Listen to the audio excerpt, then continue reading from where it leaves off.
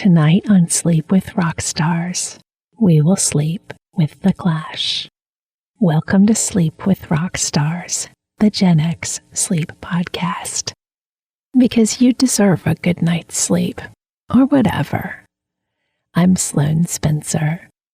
In each Sleep with Rockstars sleep podcast, I will read from Wikipedia about your favorite Gen X musicians and bands.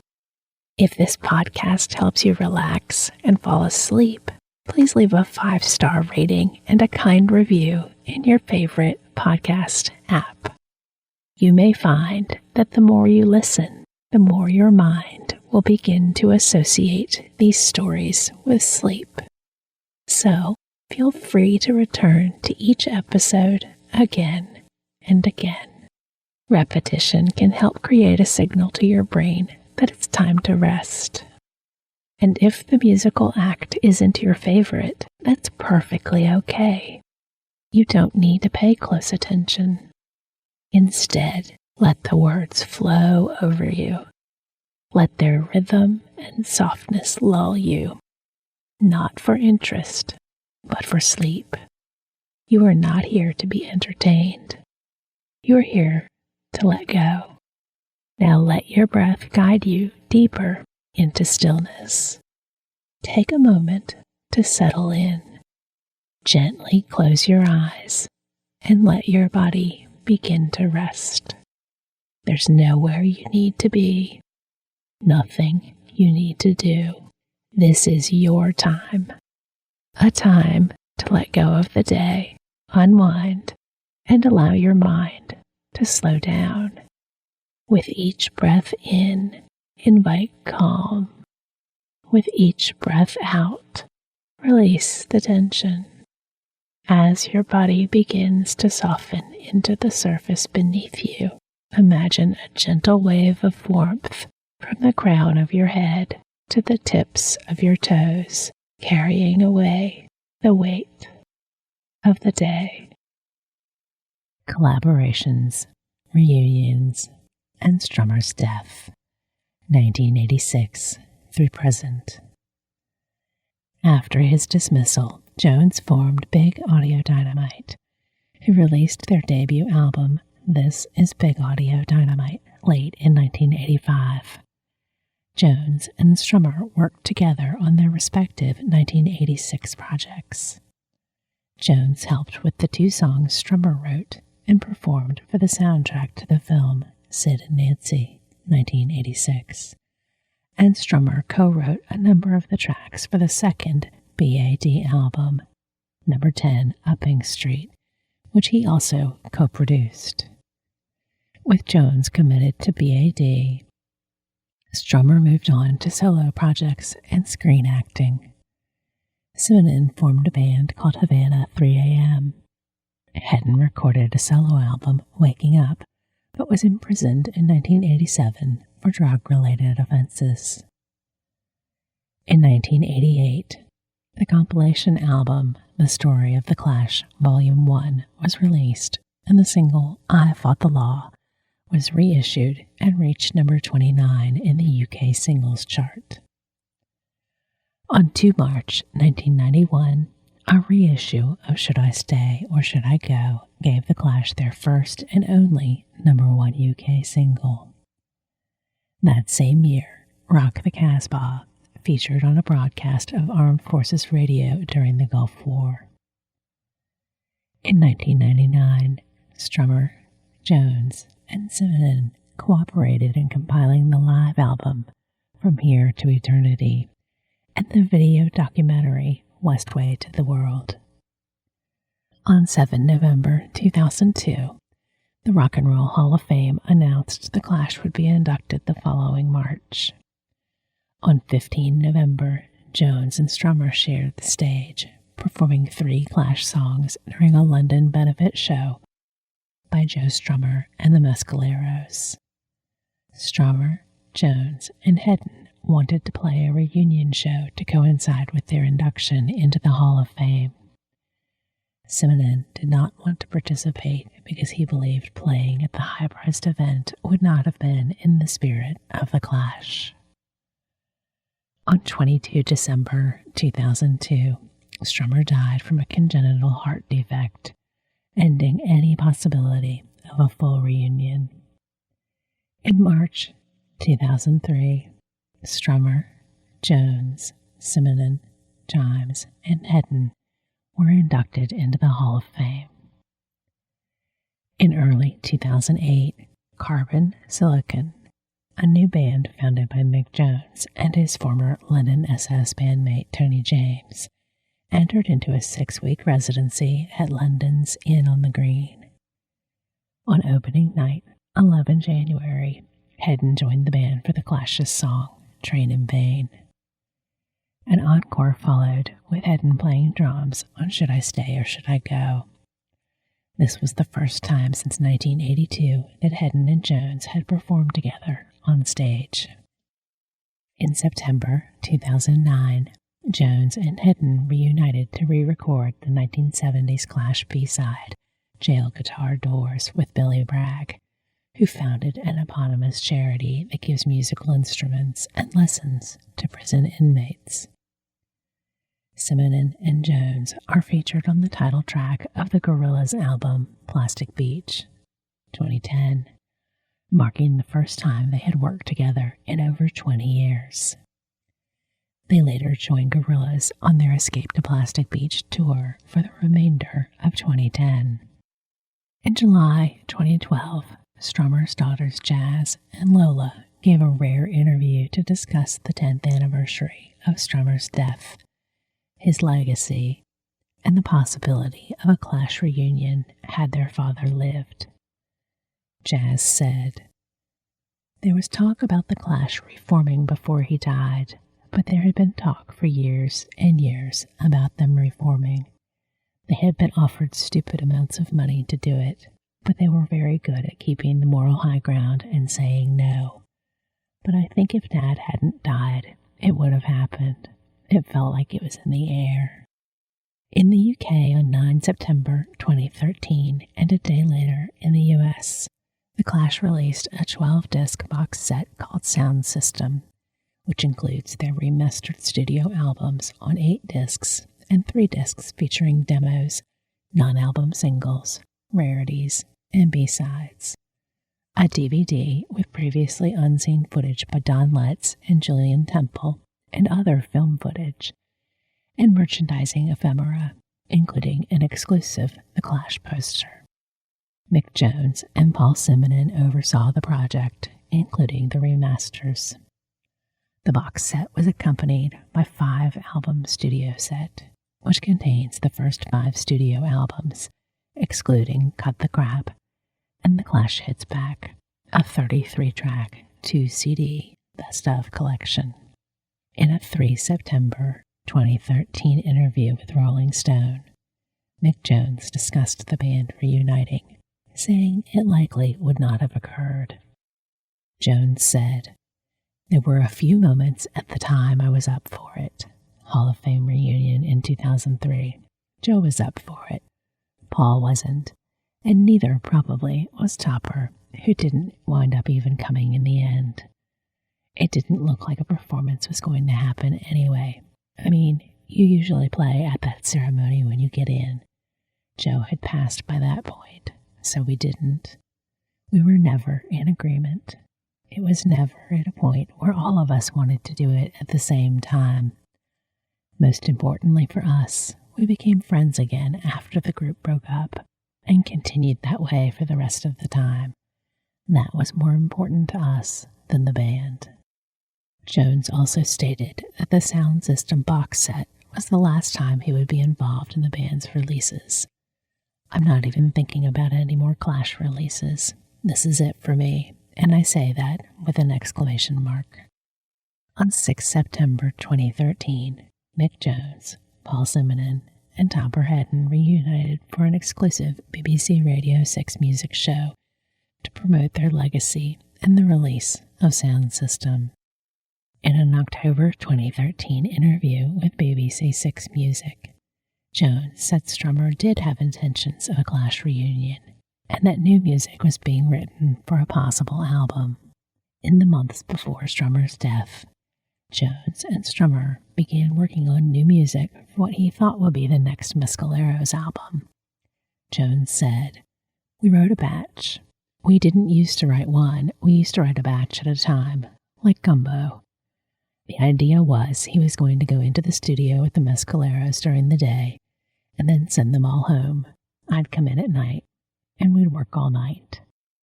According to Jones, months after their work together, he ran into Strummer at an event. Strummer informed him the songs were going to be used for the next Clash album. On 6 April 2022, the Clash announced the re-release of Combat Rock, including demos with Ranking Roger's vocals, titled Combat Rock, The People's Hall. Rock the Casbah, Ranking Roger, and Red Angel Dragnet, Ranking Roger, were released as supporting singles. The re-release occurred on 20 May 2022 to mixed reviews. On 11 November 2022, a month before the 20th anniversary of Strummer's death, founding member Keith Levine died in Norfolk, England. Politics. The Clash's music often expresses left-wing ideological sentiments. Strummer was a committed socialist. The Clash are credited with pioneering the advocacy of radical politics in punk rock. NME dubbed them thinking man's yobs. Like many early punk bands, the Clash protested against monarchy and aristocracy, but unlike many of their peers, they rejected nihilism. Instead, they found solidarity with a number of liberation movements and were often involved with groups such as the Anti-Nazi League. At their performance on 30 April 1978 at the Rock Against Racism concert in London's Victoria Park for a crowd between 50,000 and 100,000 people, Strummer wore a t-shirt identifying two far-left armed militant groups: Italy's Red Brigades, the Brigati Rossi, misspelled as Brigade Rossi on the t-shirt, and West Germany's Red Army faction. According to rock historian Michael Gilmore, the moment that best exemplifies the Clash took place in August 1977 at a music festival in Liège, Belgium. The band was playing before 20,000 people and had been under fire from a crowd that was throwing bottles at the stage. But that wasn't what bothered lead singer Joe Strummer. What enraged him was a 10-foot-high barbed wire fence strung between concrete posts and forming a barrier between the group and the audience. He jumped from the stage and attacked the fence, trying to pull it down. The Clash were the only performers at the show who tried to do anything about the obstacle. They were more willing to run the risk of the crowd than to tolerate barbed wire that was meant to fend off that crowd. This is more or less what the Clash were about, fighting the good fight that few others would fight. The band made their politics explicit in the lyrics of early recordings, including White Riot, which encourages disaffected white youths to riot like their black counterparts. Career Opportunities, which address the alienation of low-paid, routine jobs and discontent over the lack of alternatives. And London's Burning is about the bleakness and boredom of life in the inner city. Artist Caroline Coon, who is associated with the punk scene, said those tough, militaristic songs were what we needed as we went into Thatcherism. The title of Sandinista refers to the Sandinista National Liberation Front, a group of left-wing rebels who had recently overthrown Nicaraguan President Anastasio Somoza Debayle. The album includes songs that were inspired by other political issues. Washington Bullets addresses covert military operations around the globe, and The Call-Up is a meditation on U.S. draft policies. Scholars Simon Reynolds and Joy Press describe Combat Rock's track Straight to Hell as an around the world at war in 5 verses guided tour of hell zones where boy soldiers had languished. The band's political sentiments are reflected in their resistance to the music industry's profit motivations. Even at their peak, Tickets to shows and souvenirs were reasonably priced. The group insisted CBS sell their double and triple albums London Calling and Sandinista for the price of a single album, then £5, succeeding with the former and compromising with the latter by agreeing to sell it for £5.99 and forfeit their performance royalties on the first 200,000 sales. These value-for-money principles meant they were constantly in debt to CBS and only started to break even around 1982. Musical style and influences. The Clash are mainly described as a punk rock band.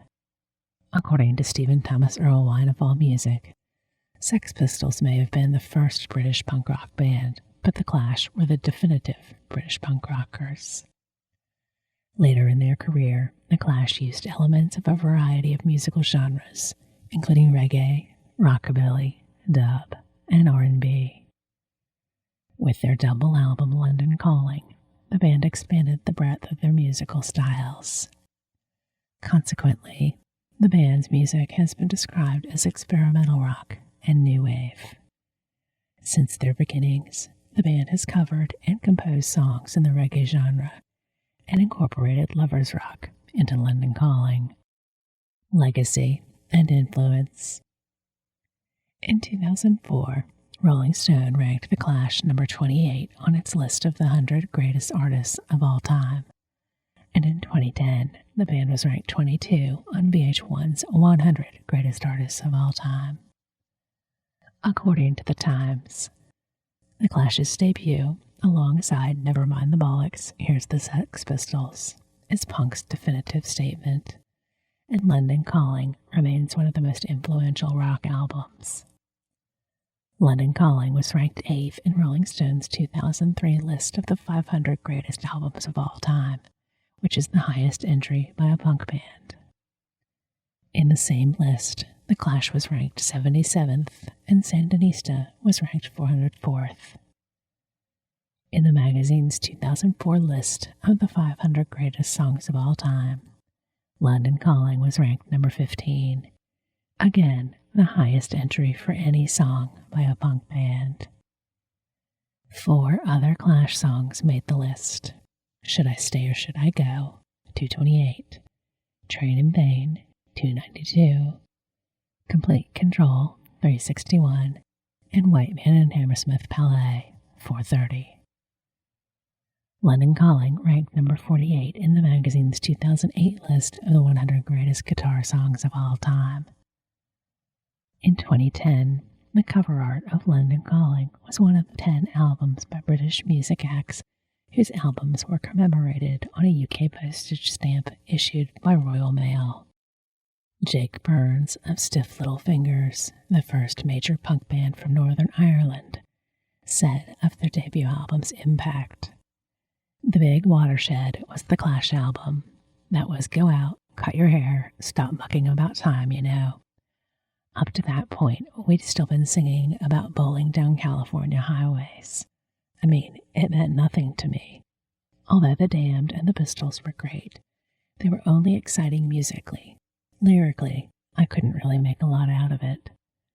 To realize that the Clash were actually singing about their own lives in West London was like a bolt out of the blue." The Clash inspired many musicians who were only loosely associated, if at all, with punk. The band's embrace of ska and reggae and England's Jamaican subculture helped provide impetus for the two-tone movement that emerged after the punk explosion. Other musicians who began performing while the Clash were active and acknowledged their debt to the band include Billy Bragg and Aztec Camera.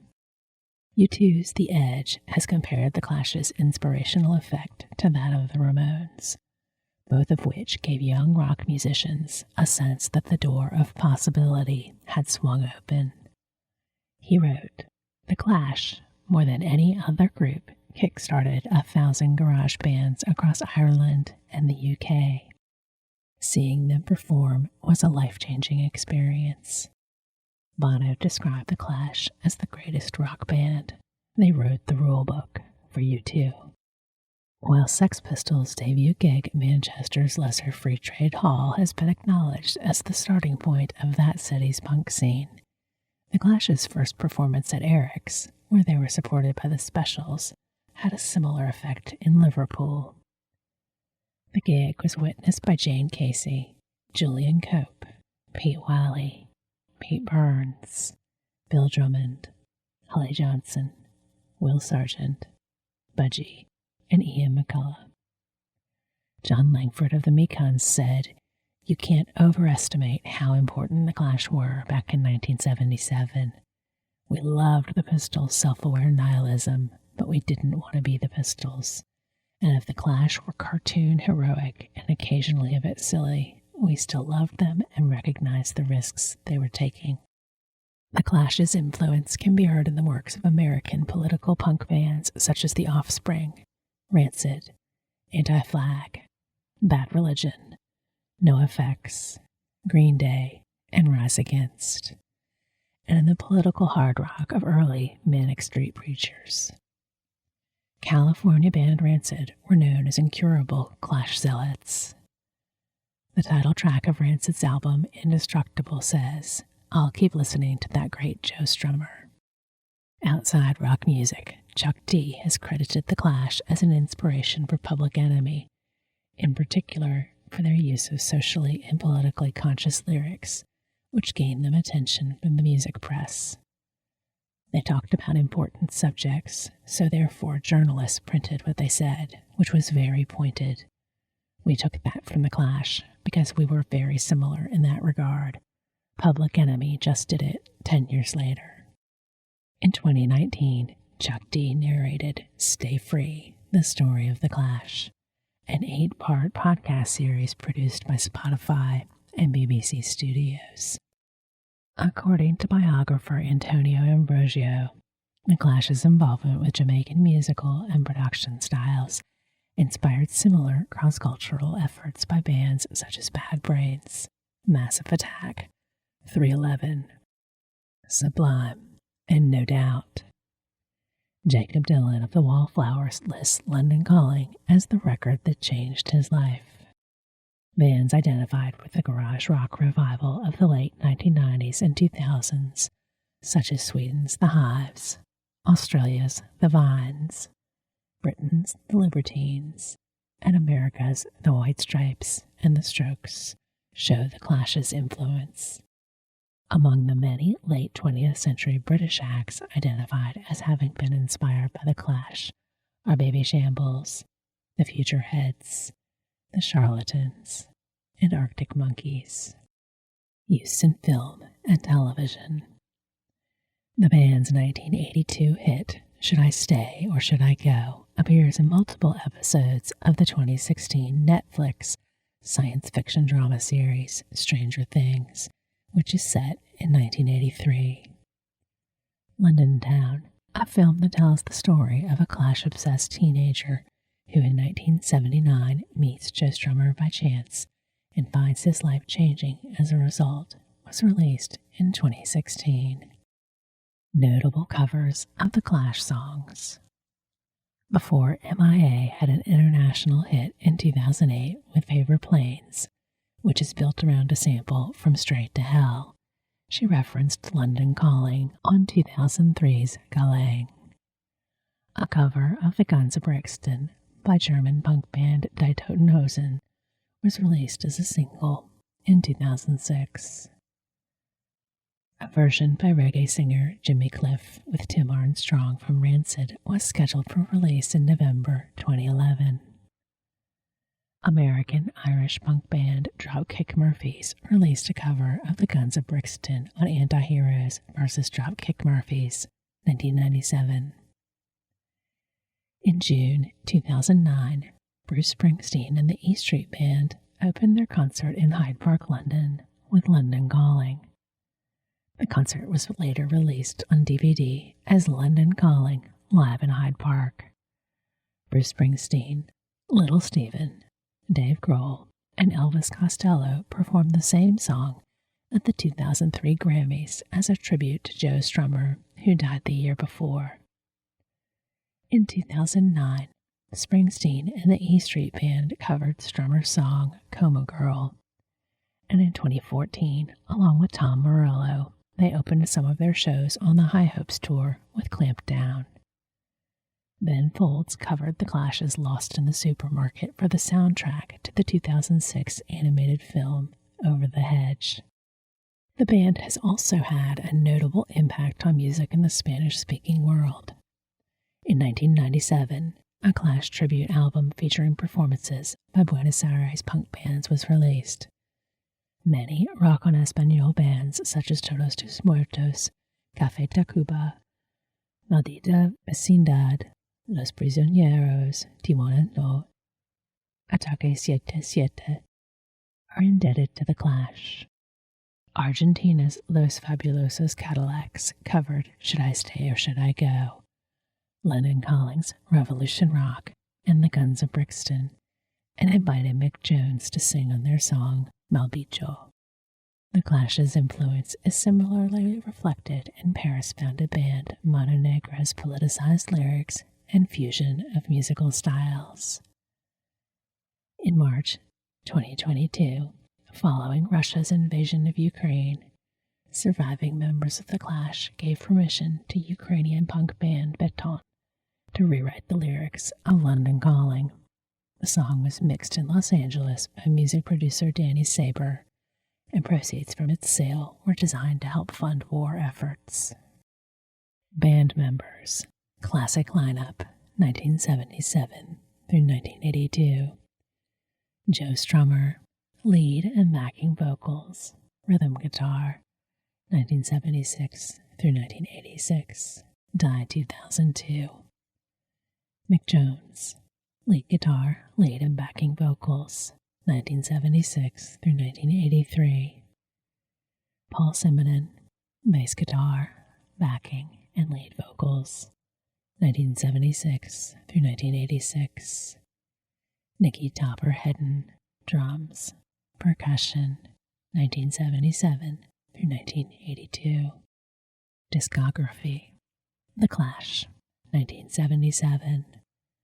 Give 'Em Enough Rope, 1978. London Calling, 1979. Sandinista, 1980. Combat Rock, 1982. Cut the Crap, 1985. You can also see The Clash's album era, The Clash on Film, and John Richards, a KEXP radio personality, created International Clash Day on 7 February 2013. This portion was recorded September 8, 2025, from the Wikipedia entry on the band The Clash, which can be found at en.wikipedia.org/wiki/the_Clash.